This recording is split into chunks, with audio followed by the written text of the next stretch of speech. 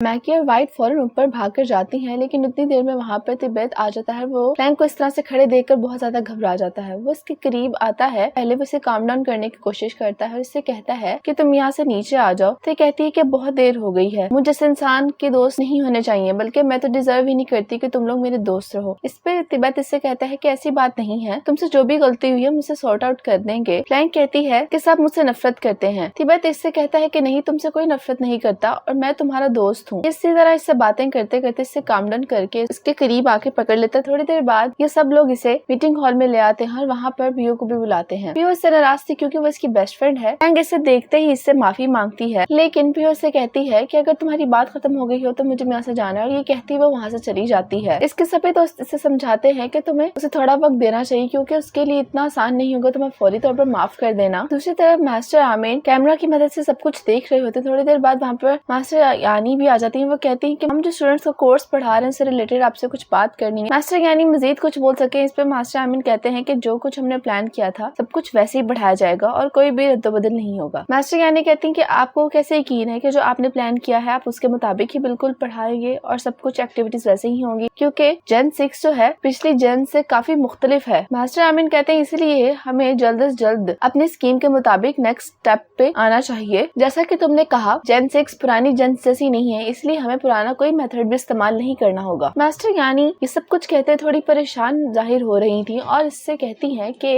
अगर हम इस दफा भी फेल हो गए जैसे पहले रेन के साथ हुआ है, चीजें मजीद बिगड़ जाएंगी। मास्टर आमीन कहते हैं कि मेरे नजर में रेन के साथ जो भी हुआ उससे हमारा कोई लेना देना नहीं, वो हमारा फेलियर नहीं है। इसके बाद अनाउंसमेंट होती है, तमाम स्टूडेंट्स को मीटिंग हॉल में बुला लिया जाता है। मास्टर यानी इनके पास आती है और कहती है कि मुझे तुम लोगों को ये बात बतानी है कि कल तुम लोगों का एक बहुत इंपॉर्टेंट एग्जाम होने वाला है। ये खबर सुनते ही तमाम स्टूडेंट्स थोड़े से परेशान हो जाते हैं और सवाल करते हैं कि हमने तो कुछ पढ़ा ही नहीं है, तो हम एग्जाम किस चीज का देंगे। मास्टर यानी कहते हैं कि तुम लोग पहले तो खामोश हो जाओ और मेरी बात सुनो कि जो तुम लोगों का कल एग्जाम होगा वो तुम लोगों की बेसिक नॉलेज और स्किल्स के ऊपर बेस्ड है। फिर अगले सुबह एग्जाम शुरू होने से पहले मास्टर आमीन इनके पास आते हैं और उन्हें बताते हैं कि तुम लोगों का ये जो एग्जाम है वो किसी सब्जेक्ट बेस्ड एग्जाम की तरह नहीं है, बल्कि इसमें तुम लोग अपने टेक्स्टिक, अपने स्ट्रेंथ और अपनी जनरल नॉलेज का इस्तेमाल करोगे। और मैं ये भी बताता चलूँ कि जो कोई भी इस एग्जाम में सबसे ज्यादा अच्छे ग्रेड्स लेगा सिर्फ उसी को रिवॉर्ड दिया जाएगा और वो रिवॉर्ड एक मोबाइल फोन है। ये देखते ही तमाम स्टूडेंट्स की आंखें खुली की खुली रह जाती क्योंकि सबने काफी देर से अपने मोबाइल फोन यूज नहीं किए। इसके बाद ह्यूगो कहता है कि अगर एग्जाम में कुछ ऐसी चीजें आएंगी जो हमने पढ़ी नहीं है और जो कि आपने में वाकई में नहीं पढ़ाई, हम जब से यहाँ पे आए हमें सिर्फ पनिशमेंट्स मिल रही हैं, तो फिर क्या होगा। और इसकी बात से जिनजाए भी एग्री करती है। मास्टर आमीन कहते हैं ठीक है, तुम लोग जिस सब्जेक्ट में अच्छे तुम लोग उस सब्जेक्ट का टेस्ट दे दो और तुम लोग को इस टेस्ट में पास होने के लिए जो कुछ भी करना पड़े तुम वो कर सकते हो। और ये बात मैं दोबारा दोहरा रहा हूँ कि चाहे जो मर्जी करना पड़े तुम कर सकते हो। मास्टर आमीन कहते हैं कि इस एग्जाम के 3 राउंड होंगे, जो पहले राउंड में पास होगा वही अगले में जाएगा और इसी तरह से अगले में। नाई, फौजी और मोर्क को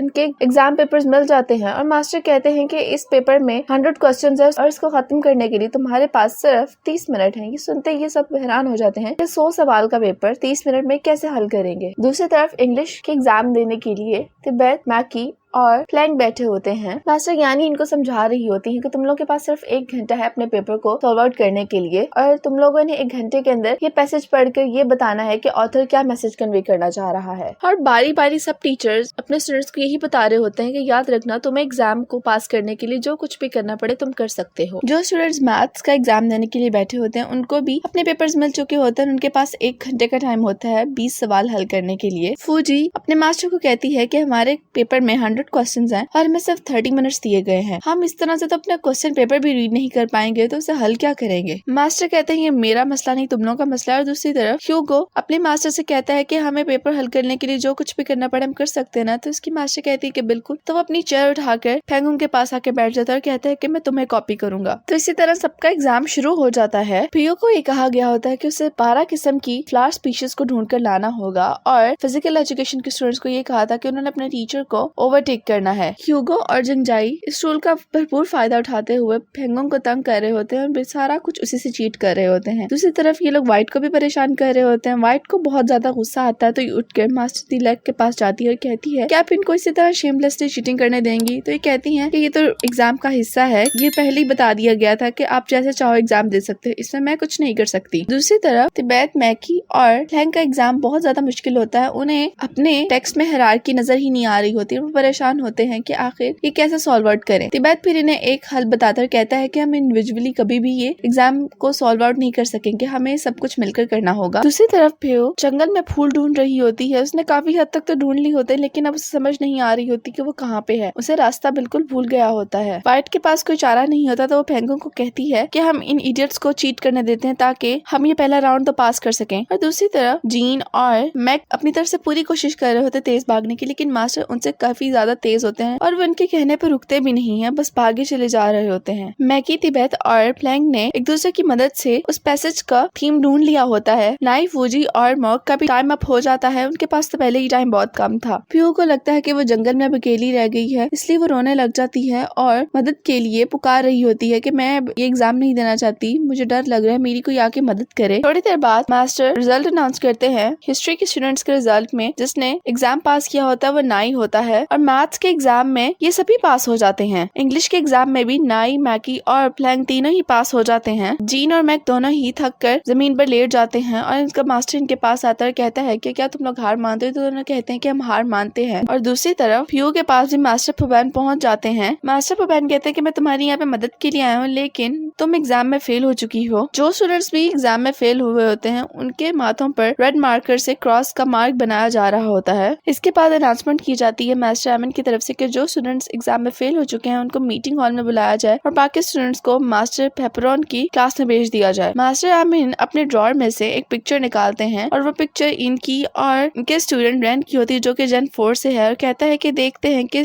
जेन 6 के स्टूडेंट्स भी क्या तुम्हारी तरह अच्छा परफॉर्म कर सकते हैं या नहीं। बाकी सभी स्टूडेंट्स मास्टर पेपरॉन की क्लास में आ जाते हैं और वो दरवाजे में खड़ी होती हैं क्लासरूम के, उनसे कह रही होती हैं कि अब से इस एग्जाम की एग्जामिनर मैं होंगी। सब लोग अपने ट्रैक सूट्स पहन कर ग्राउंड में आ जाते हैं। वहाँ पर स्टूडेंट्स की नंबर के हिसाब से चेयर्स पड़ी होती हैं एक सर्कल में। ह्यूगो कहता है कि मुझे तो ऐसा लग रहा है कि म्यूजिकल चेयर खेलने वाले। मास्टर कहती है कि हाँ तुम कुछ हद तक ठीक हो, ये एग्जाम म्यूजिकल चेयर से काफी फेमिलियर है और इस एग्जाम्स के 3 राउंड होंगे। जो स्टूडेंट्स भी इन 3 राउंड में एलिमिनेट हो गए वो फेल हो जाएंगे और बाकी अगले के लिए पास कर दिए जाएंगे। और इस एग्जाम का सबसे इम्पोर्टेंट रूल ये है कि जब तक म्यूजिक बजता रहेगा तुम अपनी चेयर हासिल करने के लिए कुछ भी कर सकते हो। ह्यूगो हमेशा की तरह ही अपनी नेगेटिव साइड का इस्तेमाल करते हुए कहता है कि आप कह रही हैं कि हम कुछ भी कर सकते हैं, इसका मतलब हम वायलेंस भी यूज कर सकते हैं। मास्टर कहते हैं कि हाँ तुम कर सकते हो। जो स्टूडेंट्स मीटिंग हॉल में होते हैं वो स्क्रीन पे बाकी स्टूडेंट्स को देख रहे होते हैं जो कि एग्जाम दे रहे होते हैं। दूसरी तरफ एग्जाम शुरू हो जाता है। जैसे ही बेल बजती है ये सभी स्टूडेंट्स चेयर पे आके बैठने की कोशिश कर रहे होते हैं। जिस चेयर पर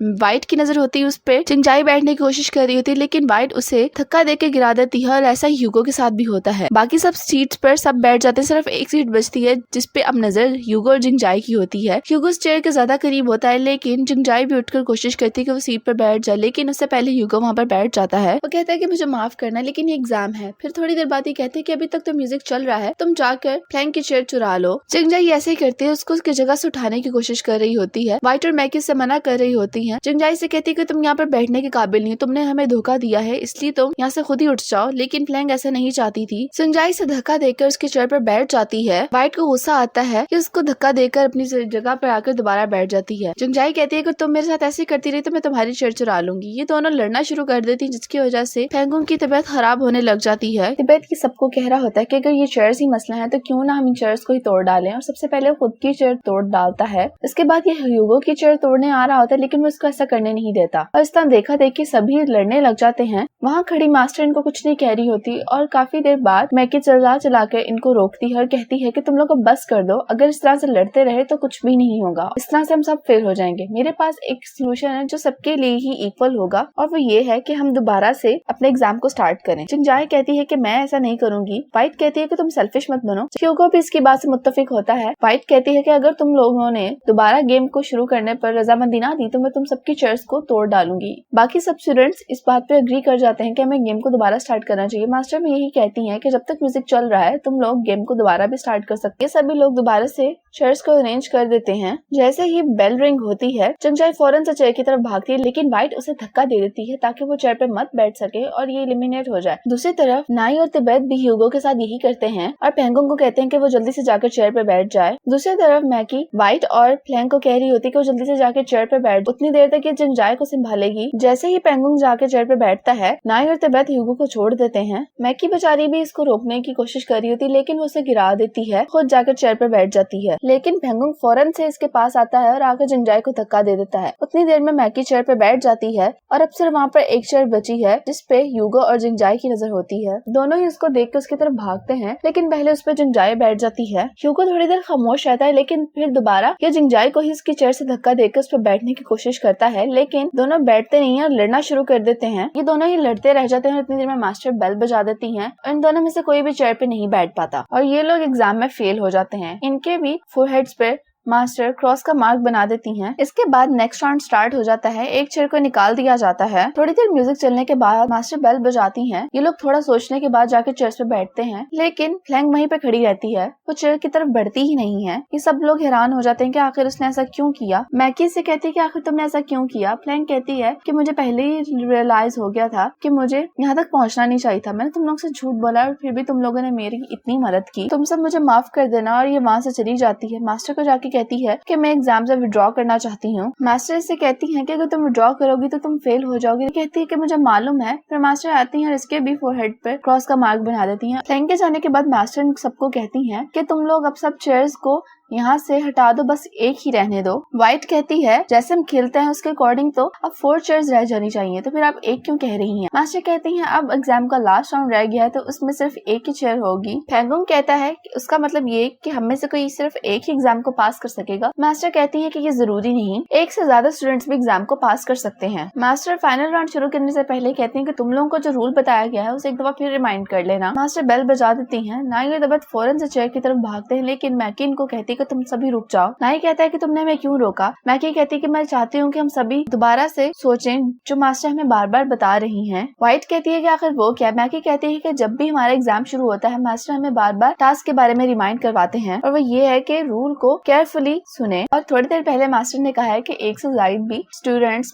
एग्जाम को पास कर सकते हैं। नाई कहता है तो फिर अब हम क्या करें, यहाँ पे तो सिर्फ एक ही चेयर बची है। तिब्बत कहता है कि मास्टर ने कहा था कि जब तक म्यूजिक बंद नहीं होता तब तक कोई भी जगह ढूंढ के उस पर बैठो और अगर कोई म्यूजिक के जारी रहने तक कहीं भी ना बैठा हो वो फेल हो जाएगा। मैकी कहती है कि बिल्कुल तुमने सही कहा तिब्बत, हमें कोई जगह ढूंढनी है बस बैठने के लिए। और ये कहते ही मैकी ग्राउंड पे बैठ जाती है। व्हाइट कहती है कि तुम क्या कर रही हो। मैकी कहती है कि मास्टर ने ये नहीं कहा कि हमें सिर्फ चेयर्स पे ही बैठना है, हम कहीं भी बैठ सकते हैं, हमें सिर्फ बैठना ही है और इस तरह से हम सब ये एग्जाम पास कर सकते हैं। नाई कहता है कि मैकी बिल्कुल ठीक कह रही है और इस तरह से वो भी जमीन पे बैठ जाता है। फिर इसके बाद तिब्बत, व्हाइट और पेंगोंग भी बैठ जाते हैं। थोड़ी देर बाद मास्टर इनके लिए तालियां बजाने लग जाती हैं और कहते हैं कि वेल डन, तुम सब लोगों ने ये एग्जाम पास कर लिया है। इसके बाद ये सभी स्टूडेंट्स मास्टर आमिन के ऑफिस में चले जाते हैं। मास्टर आमिन सबको कंग्रेचुलेट करते हैं इनके पास होने पर। मास्टर आमिन कहते हैं कि ये राउंड बहुत ही आसान है, इस राउंड में तुम लोगों को चैलेंज दिया जाएगा, सिर्फ एक ही सवाल होगा और सवाल के जवाब को ढूंढने के लिए तुम लोगों को 1 घंटा दिया जाएगा। इस सवाल के जवाब को ढूंढने के लिए तुम लोग कुछ भी कर सकते हो और अगर तुम्हारा जवाब गलत हुआ तो तुम्हें फौरी तौर पर फेल कर दिया जाएगा। इसके बाद इन सभी को एक एक शीट दी जाती है। ये सभी स्टूडेंट्स शीट को अच्छी तरह देखते हैं लेकिन उस पर कुछ भी नहीं लिखा होता। मैकी कहती है कि मास्टर आमिन ये पेपर शीट तो बिल्कुल ब्लैंक है, इस पर कोई क्वेश्चन नहीं लिखा हुआ। मास्टर आमिन कहते हैं और इसीलिए तुम लोगों को जवाब तलाश करना होगा। क्वेश्चन इस पेपर शीट पे ही है जो तुम लोगों ने हाथ में पकड़ा हुआ है। जब तुम सवाल ढूंढ लोगे तो तुम उसका सही जवाब भी खुद ब खुद मिल जाएगा। नाई कहता है लेकिन ये तो ब्लैंक है। मास्टर आमिन कहता है कि हाँ मैं जानता हूँ ये ब्लैंक है और यही तुम्हारा चैलेंज है। मैकी बाहर आके कहती है कि मुझे लगता है इसी पर कुछ लिखा हुआ है और उसको विजिबल करने के लिए हमें कोई चीज तलाश करनी करनी होगी। क्या तुम में से किसी के पास कोई आइडिया है? नाई कहता है कि एग्जाम का लास्ट राउंड है और अब से मुझे लगता है कि हमें एक दूसरे के खिलाफ कम्पीट करना चाहिए क्योंकि रिवॉर्ड सिर्फ किसी एक को ही मिलेगा। व्हाइट कहती है कि मुझे नहीं लगता कि अच्छा आइडिया है, हमें एक दूसरे की मदद करनी चाहिए। मैकी कहती है कि मैं व्हाइट की बात से एग्री करती हूँ और पिछले राउंड्स भी हमने एक दूसरे की मदद से ही पास किए हैं। तिब्बत कहता है कि लेकिन वही बात, एंड पे रिवॉर्ड तो किसी एक को ही मिलेगा। मैकी थोड़े सोचने के बाद जवाब देती है और कहती है कि ठीक है, इस दफा हम सब लोग अलग-अलग अपने जवाब ढूंढेंगे। ये सब लोग हर मुमकिन कोशिश कर रहे होते हैं, यहाँ तक कि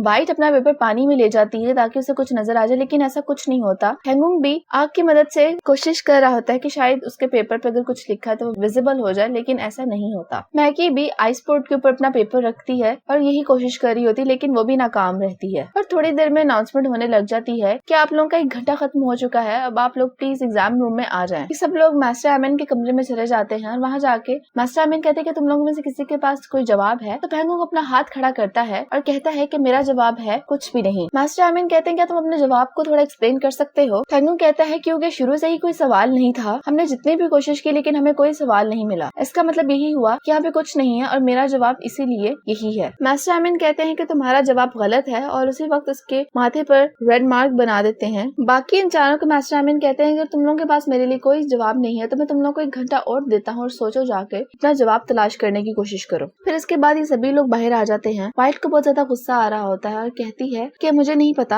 अब हम में से किसको रिवॉर्ड मिलेगा क्योंकि मैं भी फोन हासिल करना चाहती हूँ। नाई कहता है कि तुम किसको फोन करोगी? अपनी उस आंट को जो तुमसे जरा भी मोहब्बत नहीं करती। ये कहती है कि फिर भी मेरे पास अगर फोन होता तो मैं पुलिस को या रिपोर्टर्स को कॉल करती और इस जगह को बंद करवा देती। इस पे सब लोग हंसने लग जाते हैं। ये कहती है कि मैं काफी सीरियस हूँ, तुम लोग मेरी बातें मत हंसो। ये इससे कहती है कि अगर तुम्हें रिवॉर्ड मिलेगा तो तुम क्या करोगे? तो नाई कहता है कि मैं अपने डैड को कॉल करूंगा और उनसे ये पूछूंगा कि आखिर उन्होंने मुझे इस जगह पर भेजा क्यों। इसके बाद ये तिब्बत से पूछती है तो तिब्बत कहता है कि मैं अपनी मॉम को कॉल करूंगा क्योंकि मैंने बहुत मिस करा हूँ, क्योंकि मैं ही उनका ख्याल रखता था, मुझे नहीं मालूम कि मेरे बगैर वो कैसी होंगी। मैं यहाँ पे नहीं आना चाहता था और मैं एक डॉक्टर बनना चाहता था, लेकिन एक दिन मेरी मॉम ने मुझे कहा कि तुम्हें होम स्कूल जाना होगा। और फ्लैशबैक में दिखाया जाता है कि मास्टर आमिन तिब्बत के घर बैठे होते हैं और कह रहे होते हैं कि अगर तिब्बत होम स्कूल आ गया तो मैं उसका ख्वाब पूरा करने में उसकी मदद करूँ और वो हाईएस्ट ऑनर्स के साथ ग्रेजुएट करेगा। इसके बाद तिब्बत कहता है कि तुम रिवॉर्ड से क्या करोगी? मैकी कहती है वैसे तो मुझे वो रिवॉर्ड नहीं चाहिए क्योंकि मेरे पास ऐसा कोई नहीं जिसे मैं कॉल कर सकूं। मैं एक ऑर्फन हूँ, ना मेरे डैड है ना मेरी मॉम। व्हाइट कहती है तो फिर तुम इस एग्जाम को इतना सीरियसली क्यों ले रही हो? मैकी कहती है मैं बस ये जानना चाह रही हूँ कि मास्टर आमिन आखिर हमारे साथ करना क्या चाह रहे हैं। मैकी कहती है कि तुम ध्यान से सोचो, पहले राउंड से अब तक हम एक दूसरे की मदद से यहाँ पे पहुंचे हैं। नाई और तिब्बत इन दोनों की बात मान लेते हैं और ये चारों मिलकर इस जवाब को ढूंढने की कोशिश कर रहे हैं। इसके बाद ये सब लोग लाइब्रेरी में आ जाते हैं और वहाँ पर व्हाइट कहती है कि मास्टर आमिन हमें आखिर ब्लैंक पेपर क्यों देंगे? नाई कहता है कि उन्होंने कहा था कि अगर हमें सवाल मिल गया तो जवाब भी हम खुद ब खुद ढूंढ लेंगे, पर इस पेपर पे तो कुछ भी नहीं है, क्या पता सवाल का ताल्लुक इस पेपर से हो ही ना। मैकी कहती है कि मुझे नहीं लगता कि ऐसा है क्योंकि हम जब से यहाँ पे आए हैं मास्टर हमें किसी न किसी चीज से कुछ ना कुछ सिखाना चाह रहे हैं और ये ब्लैंक शीट इनका भी यकीनन कोई ना कोई मतलब जरूर होगा। व्हाइट कहती है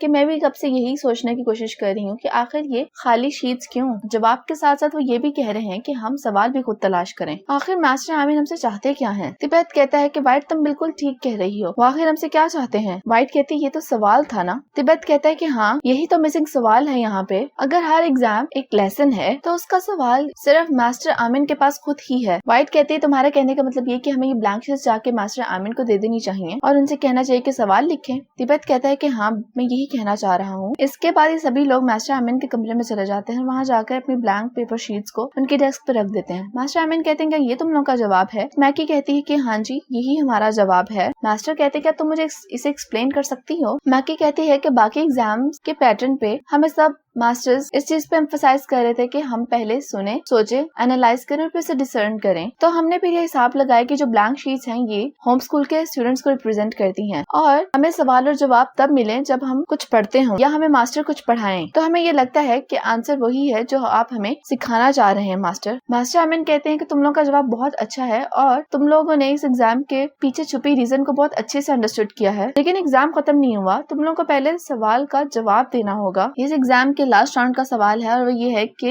रिवॉर्ड कौन डिजर्व करता है। मास्टर आमिन अपने ड्रॉर से मोबाइल फोन निकालकर बाहर डेस्क पर रखते हैं। तुम लोग इस बात का फैसला कैसे करोगे कि आखिर अब रिवॉर्ड किसको दिया जाए? ये सब कहते हैं कि अब ये तो गलत है, हम सब ने इस सवाल के जवाब को मिलकर ढूंढा है, तो आप सिर्फ एक को रिवॉर्ड क्यों दे रहे हैं? मास्टर कहते हैं कि मैंने कुछ गलत नहीं कहा, मैंने तो एग्जाम के शुरू से ही तुम लोगों को बात बता दी थी कि किसी एक को ही मौका दिया जाएगा अपने घर पे बात करने का। मैकी कहती है कि मैं तिब्बत को वोट दूंगी। वाइट भी तिब्बत को वोट देती है और नाई भी, क्योंकि उसके पास ज्यादा स्ट्रॉन्ग रीजन थी अपने घर कॉल करने की। Master Amini mobile phone Tibet को पकड़ाते हैं और कहते हैं कि तुम्हारे पास सिर्फ 10 मिनट हैं इसे इस्तेमाल करने के लिए। तिब्बत फोन को हाथ में उठा लेता है और थोड़ी देर सोचने के बाद कहता है कि अगर सबको नहीं मिल रहा तो मुझे भी नहीं चाहिए। मास्टर आमिन कहते हैं क्या तुम श्योर हो? ये अपॉर्चुनिटी बहुत मुश्किलों से मिलती है। तिब्बत कहता है कि मैं जहाँ भी अपने दोस्तों की मदद से हूँ और मैं उनका शुक्रिया अदा करता हूँ इस बात पर। मास्टर आमिन कहते हैं कि ठीक है, जैसी तुम्हारी मर्जी, अगर तुम्हें नहीं चाहिए तो किसी और को भी नहीं मिलेगा। तुम सबको अपने ऊपर फख्र करना चाहिए क्योंकि होम स्कूल की हिस्ट्री में पहली बार इतने ज्यादा स्टूडेंट्स ने ये एग्जाम पास किया है। इसके बाद मास्टर आमिन के कमरे में मास्टर पेपरोन आती हैं। थोड़ी देर पहले मुझे मास्टर प्रसाद ने बताया है कि आपने ऑर्डर दिया है। मास्टर कहते हैं कि हाँ मैंने दिया है। मास्टर पेपरोन कहते हैं कि मैं चाहती हूँ कि आप इसे रिकंसीडर जरूर करें जो आप ट्रीटमेंट रन के साथ कर रहे हैं। मास्टर आमिन कहते हैं कि मैंने अपना डिसीजन पहले ही ले लिया है और ये वो वाहिद रास्ता है जिससे हम रन को वापस हासिल कर सकते हैं। मास्टर पेपरोन कहती है कि इससे तो रन की जान को भी खतरा है। मास्टर आमिन कहते हैं कि मैं जानता हूँ कि मैं क्या कर रहा हूँ और मैं इसकी पूरी जिम्मेदारी खुद पे लेता हूँ। इसके बाद ये चारों मास्टर आमिन के कमरे से बाहर निकल के खड़े होते हैं। व्हाइट कहती है कि मुझे अपने आप को वोट देना चाहिए था, अगर मैं ऐसा करती तो हम पुलिस को कॉल कर सकते थे। नाई कहता है तुम्हें क्या लगता है मास्टर आमिन तुम्हें ऐसा करने देते? व्हाइट कहती है लेकिन फिर भी हमने अपॉर्चुनिटी को जाया किया। मैकी कहती है कि मुझे लगता है कि हमें रिवॉर्ड मिल गया है और उस रिवॉर्ड का नाम है दोस्ती। ये सब लोग इस बात पर मुस्कुराने लग जाते हैं। मैकी की अचानक नजर खिड़की से बाहर पड़ती है और बाहर मास्टर पेपरोन भागी हुई कहीं जा रही होती है। ये इन्हें देख के थोड़ा सा कंफ्यूज हो जाती है कि आखिर वो यहाँ पर क्या कर रही है। इसके बाद मास्टर पेपरोन जंगल के रास्ते उस गेट से बाहर निकल रही होती है जहाँ पर मास्टर प्रसाद पहले से ही एक टॉर्च लेकर खड़े होते हैं और ये इनके साथ आगे चलना शुरू हो जाती हैं। थोड़ी देर बाद मैकी भी वहाँ पर आती है और इनका पीछा करने लग जाती है। इसे कुछ गड़बड़ लग रही होती है, ये काफी देर आगे चलती रहती है लेकिन इसके पीछे तिब्बत आ जाता है और वैसे कहता है कि आखिर तुम यहाँ पर क्या कर रही हो? ये कहती है कि मुझे मास्टर्स को फॉलो करना होगा। तिब्बत इससे पूछता है कि आखिर ऐसी क्या वजह है? ये कहती है कि मैं अपने भाई को ढूंढ रही हूँ और यही वजह है कि मैं होम स्कूल आई हूँ। तिब्बत कहता है क्या तुम्हारा भाई? ये कहती है कि हाँ मेरा भाई, उसका नाम रन है। और तभी तिब्बत को याद आता है कि रन तो जेन 4 के स्टूडेंट का नाम है। फिर बेसमेंट में एक कमरा होता है और सीढ़ियां उतरकर मास्टर आमिन वहाँ पर आ रहे थे। वहाँ पर रन को कुर्सी से बांधा होता है और इसे आगे बताते हैं कि जेन 6 के स्टूडेंट्स ने अपना आज पहला एग्जाम पास कर लिया और वहाँ पे एक स्टूडेंट है जिसे देख के मुझे बिल्कुल तुम्हारी याद आती है। मुझे लगता है कि तुम दोनों को एक दूसरे से मिलना चाहिए और तुम्हें पता है कि उसका नाम मैकी है। ये सुनते ही रन फौरन से अपना मुंह ऊपर उठा लेता है और ये कहकर मास्टर आमिन रन के चेहरे पर एक काला नकाब पहना देते हैं और यहीं पर एपिसोड 6 खत्म हो जाती है।